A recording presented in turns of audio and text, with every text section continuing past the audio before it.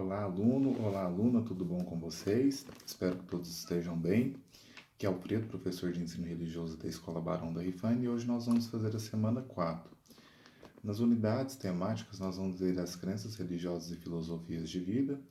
O objeto do conhecimento são as crenças, filosofias de vida e esfera pública.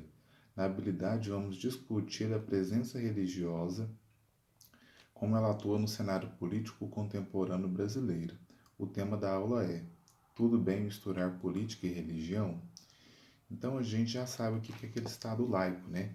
Aquele Estado em que você tem o livre-arbítrio, né? O direito, portanto, de escolher se você vai seguir determinada religião ou não. E esse Estado laico, né? As influências religiosas não podem exercer influência direta sobre as leis e a legislação que rege aquele determinado local, aquele determinado país. Então, aqui a gente precisa revisar um pouquinho o que é religião, né?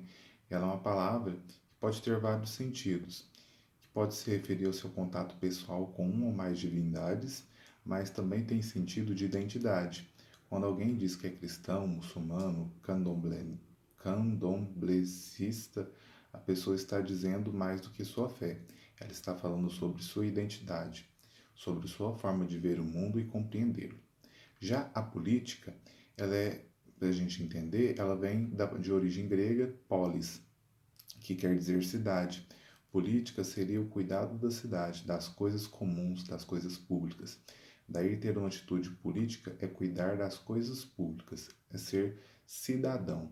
Outra palavra que está associada à política é a cidade. Bom, cada um de nós tem a sua própria identidade religiosa que influencia a nossa forma de ver o mundo. A forma como portamos politicamente. Existem dois tipos de postura das pessoas que nos refere às relações entre religião e política. A primeira são as pluralistas.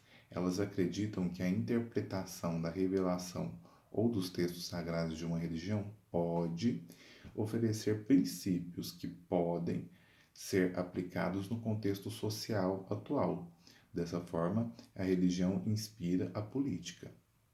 Tem os outros que são os fundamentalistas.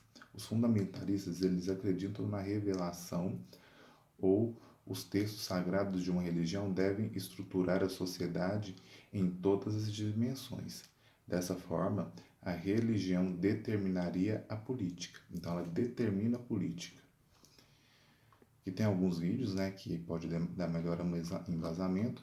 Agora vamos responder aqui as questões. A número 1 tem essa chargezinha aí, né? Tem aqui vote, né? E a pessoa com a Bíblia na mão.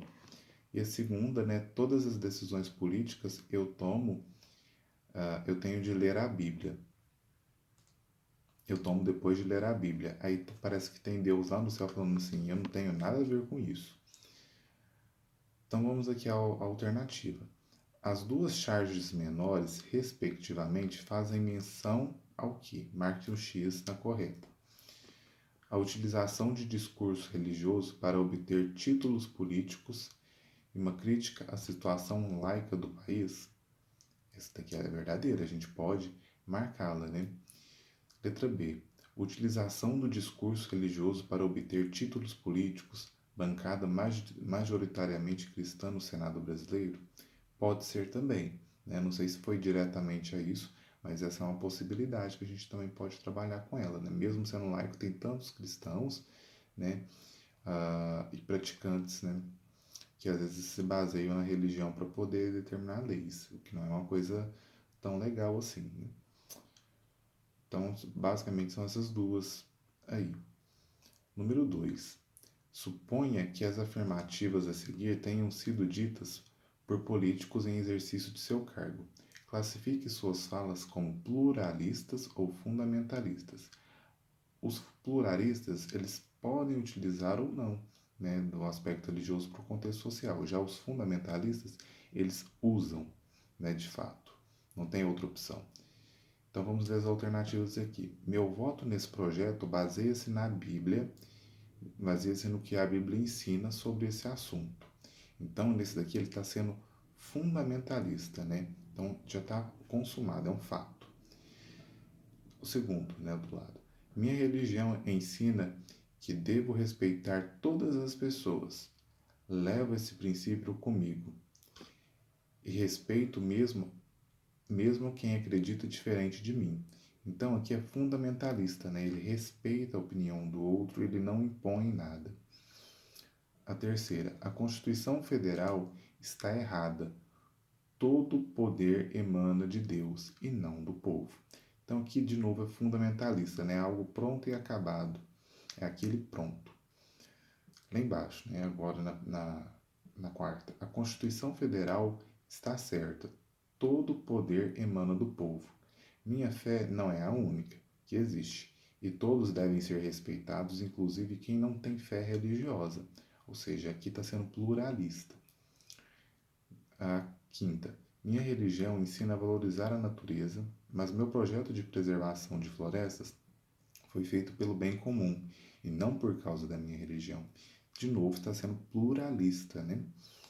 E a última, eu sou ateu e acredito que o Estado brasileiro também deveria ser. Religiosos não deveriam ter direito à opinião neste país. Ou seja, muito fechado, né? Então aqui é fundamentalista, é um fundamentalismo daquela pessoa. Vamos ver a questão 3. Aqui tem um gráfico das religiões do Brasil por porcentagem, né? Porcentagem de cada religião. Uma explicação de caráter histórico para o percentual da religião com maior número de adeptos declarados no Brasil foi a existência no passado colonial e monárquico da incapacidade do cristianismo de incorporar aspectos de outras religiões. Eu não vou marcar essa porque aqui fala incapacidade. Capacidade o cristianismo tem, ele não teve foi vontade, né? Desejo, intencionalidade. Então eu não vou marcar a letra A. Letra B. Incorporação da ideia de liberdade religiosa na esfera pública? Não, não tem nada a ver. Permissão para o funcionamento de igrejas não cristãs? Também não tem nada a ver. Relação e integração entre Estado e Igreja Católica? Sim, naquele passado colonial houve essa integração. Então, essa letra D está correta, pode marcar. Letra E. Influência das religiões de origem africana? Tem nada a ver. 4. Veja a manchete a seguir. Até que ponto a religião influencia o voto do brasileiro? Apesar do assunto ser recorrente no debate político, analistas divergem sobre o peso das igrejas nas escolhas dos eleitores. Letra A. Na sua opinião, as religiões são influências importantes para os eleitores? Justifique a sua resposta. Então, as religiões, vocês acham que elas influenciam nos eleitores? A igreja, a religião que ela pratica, influencia na escolha daquele eleitor? Sim ou não? Justifique aí pra gente. Letra B. Atividade 3 relembrou um período em que houve grande interação entre Estado brasileiro e Igreja Católica. Em consequência, o catolicismo se tornou a religião mais popular do Brasil. Né? Eu até esqueci de mencionar, 73,8%, é muita coisa, né? Na sua opinião, atualmente, eleger candidatos de uma determinada religião é um fator importante para o seu crescimento? Por quê? Então, aqui, será que isso promove um crescimento da religião, você colocando um candidato, por simplesmente? Responda aí pra gente. E, por fim, a letra C. Um eleitor que escolhe seu candidato apenas pelo pertencimento religioso está sendo coerente com o Estado laico? Estado laico não tem a ver com não a religião, né? Você tem uma livre escolha, mas aí você só está escolhendo pela religião. Não é contrário? Justifique aí a sua resposta, a sua opinião a respeito disso. Será que isso é bom para o país?